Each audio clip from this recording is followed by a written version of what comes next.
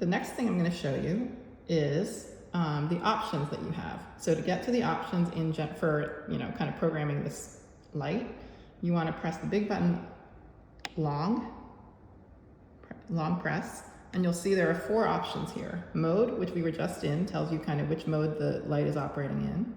Time is very easy. It actually helps you set today's date and time. CON is configuration. Your latitude and longitude will sit there, and then program is the one where you actually program what you want the lights to do. So let's go to time by pressing the little buttons. Press the big button once to select it, and here you see 24 and then 12 a.m/p.m. That means, do you want a 24-hour clock or do you want a 12-hour clock? Most people want the 12-hour clock that shows AM, PM. So we're gonna press the big button to select it, and then you're gonna see the time pop up. So if that is actually the time, which it currently is, 12:09 p.m., you can keep it, but if it was wrong, you could do, you can kind of see this is gonna change the, you can use the little buttons to change everything.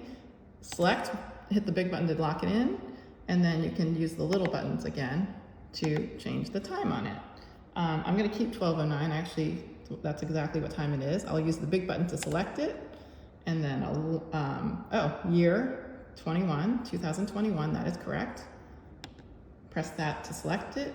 Month, it is the month of September right now, so I'm gonna press the big button once to select it, and then you're gonna see day. It is Friday the 3rd, September 3rd, so I'm gonna press that once to select it, and then I can long press time, and it will lock your features in, lock your choices in.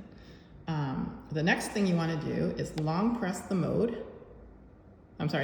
big button, move yourself over with the little buttons to config, C-O-N-F. Press that once, and you'll see this basically asks for whether you want the screen to be on low, high, or off. That's brightness. So I'm gonna pick the low brightness with the little buttons and press the big button to select it, and there you go.